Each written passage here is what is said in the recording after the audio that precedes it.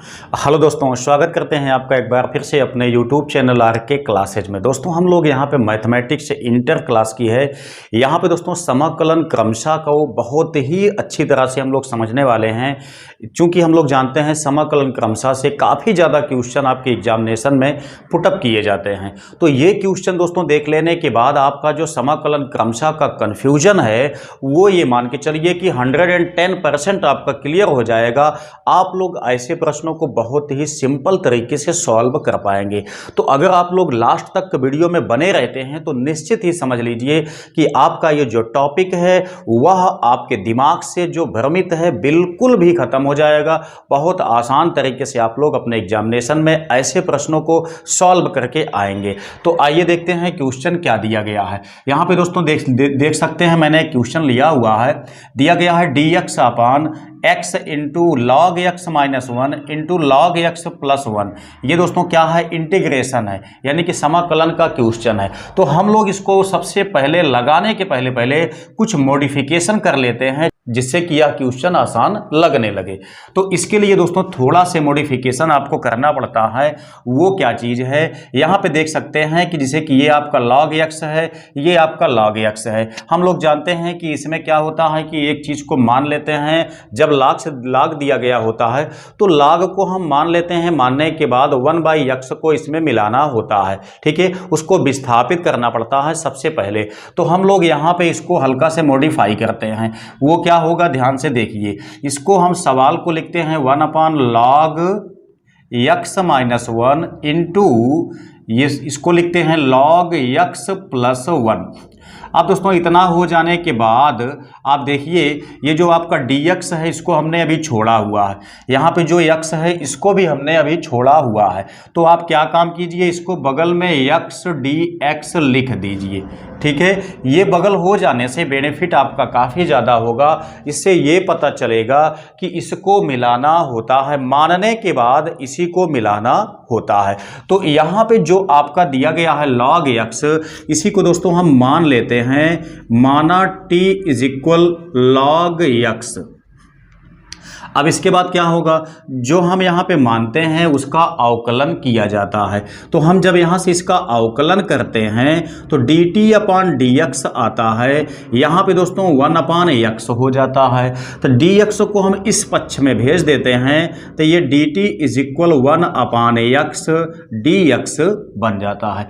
अब आप यहाँ पे देखिए, यही क्वेश्चन आपका काफ़ी हद तक आसान हो जाएगा। कैसे? जहाँ पे दोस्तों यहाँ पे 1/x dx है, इसके स्थान पे dt आ जाएगा। जहां जहां पे log x है वहां पे हम क्या मानेंगे? t मान लेंगे। तो यही सवाल आपकी मॉडिफाई हो जाती है। कैसे? उसको देखिए, वो इंटीग्रेशन 1/log x के स्थान पे दोस्तों हमको क्या लिखना होगा? t लिखना होगा। तो हम लिखेंगे t माइनस 1। वही देखिए log x, यानी कि यहां पर भी आपका हो जाएगा t प्लस 1। ठीक है, इतना हो गया। और जहाँ पे दोस्तों यहाँ पे आपका 1/x dx है, इसके स्थान पे आपका dt आ जाएगा। तो ये हो गया dt। अब दोस्तों जब ये सवाल आपकी x के पदों में थी, वो अब t के पदों में कन्वर्ट हो चुकी है। इसके बाद थोड़ा से आपको काम करना होता है। क्या चीज़? यहाँ देखिए, इसको इस पक्ष में हम ले जाते हैं तो ये आपका क्या बनेगा? इसको थोड़ा थोड़ा से मॉडिफाई करना पड़ता है। अगर ये दो सेक्शन में है, जैसे कि मान लेते हैं x माइनस 1 या x प्लस 1 के टाइप का यहाँ पे आपका बना हुआ है, तो ये दो पार्ट आपके बने हुए हैं। जब आपके यहाँ पे दो पार्ट हैं, उस तो हम यहाँ पे मानेंगे क्या? a upon t minus 1 plus b upon t plus 1 मान लेते हैं। ठीक है, चूंकि ये आपका द्विघात में है, लेकिन ये दोस्तों क्या है, आसानी से गुणनखंड में टूट चुका है।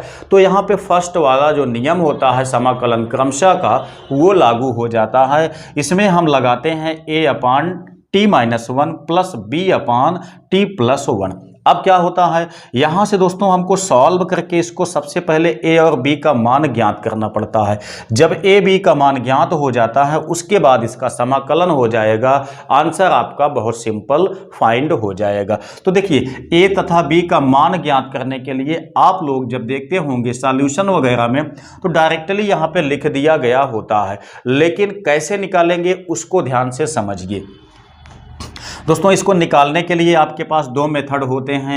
एक तो आप यहाँ से क्या काम करते हैं, इसी से दोनों पक्षों में गुणा करते हैं। गुणा करने के बाद जो आपका बचता है कटने के बाद, उसमें दोनों पक्षों में तुलना कर देते हैं। वहाँ से आपका जो ए बी है उसकी वैल्यू फाइंड हो जाती है। लेकिन शॉर्टकट में आप चाहते हैं निकालना तो ध्यान से सुनिए। इसी में क्या काम करना है, t इज इक्वल, यहाँ पे देखिए पहला वाला आपका जो है t-1 इज इक्वल 0, इसको हम 0 मान के चलेंगे।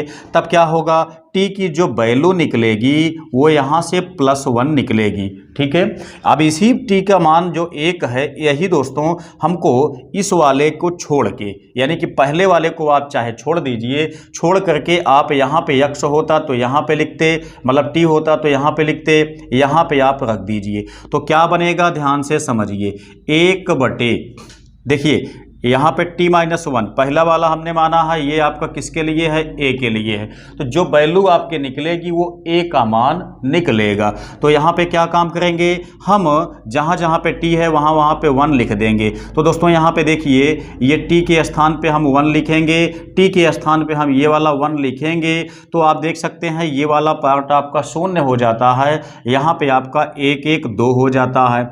जहाँ से देखते हैं तो 1/2 आ गया। तो दोस्तों यहाँ से आपका 1/2 जो निकल के आया हुआ है ये a का मान है। जब हम t-1 इक्वल 0 मान के चलेंगे तो a का मान निकलेगा, और जब हम t+1 मान के चलेंगे तो b का मान निकलेगा। तो इस सिचुएशन में हम क्या काम करते हैं, a का मान आपके पास यहाँ पे देख लेते हैं कितना निकल के आया है। a का मान जो है वो आ गया 1/2।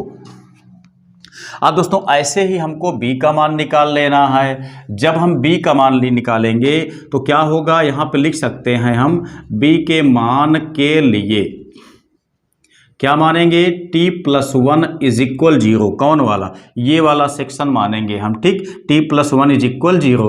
तो यहाँ से देखते हैं तो t की वैल्यू क्या निकलेगी, -1 निकलेगी। यही t की वैल्यू -1 जो है इसी में आप पुटअप कर दीजिए तो देखिए क्या बनता है। यहाँ पे देखते हैं तो 1/, t के स्थान जब हम लिखेंगे -1 तो ये -1 हो गया, -1 हो गया। इस वाले में देखते हैं तो क्या बनेगा, यहाँ पे -1 + 1 बनेगा। तो आप देख सकते हैं ये वाला मान आपका शून्य हो जाएगा, लेकिन यहाँ से आपका मिलेगा -1/2।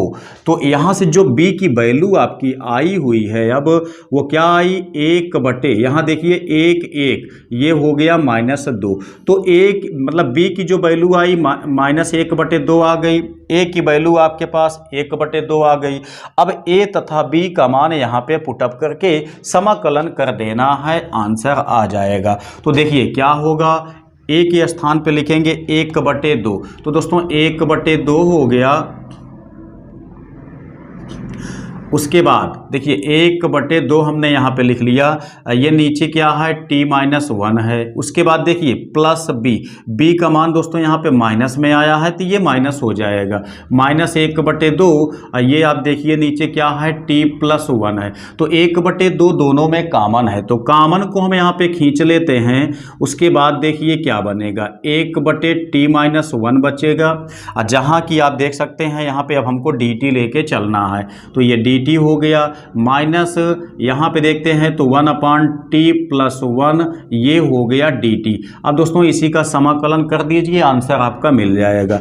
यहाँ पे 1/2 हो गया, 1/t-1 का हो जाता है क्या चीज़, log t-1, ठीक है, माइनस यहाँ पे क्या हो जाएगा, log t+1, ठीक है, इतना बन गया है।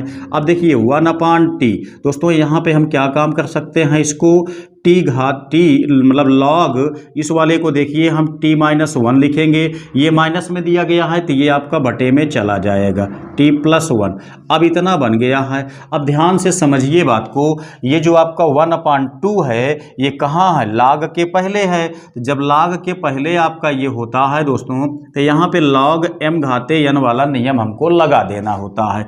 तो क्या बनेगा, ये log बनेगा √, में 1/2 का मतलब √ होता है, तो ये आपका t-1/t+1 बनेगा। जहां से कि आप देख सकते हैं log टी के स्थान पे हमको जो हमने माना था पहले वही मान हमको यहाँ पे पुटअप करके चलना होता है। तो ये आपका टी के स्थान पे लिखेंगे log x -1, यहीं पे आपका t + 1 लिखेंगे। ठीक है, चूंकि ये आपका समाकलन है तो समाकलन में हम लोग जानते हैं कि c को जोड़ दिया जाता है, तो ये आपका फाइनली आंसर बन जाता है। तो इस तरीके से जो log की सवाल है उसको हम समाकलन क्रमशः में कैसे लगा सकते हैं वो हम यहाँ पे देख चुके हैं। ठीक है, तो इस तरीके से यहाँ पे ये क्वेश्चन आपका सॉल्व हो जाएगा और आपका नंबर भी अच्छा आ जाएगा। आई होप कि ये क्वेश्चन आपके समझ में आ गया होगा।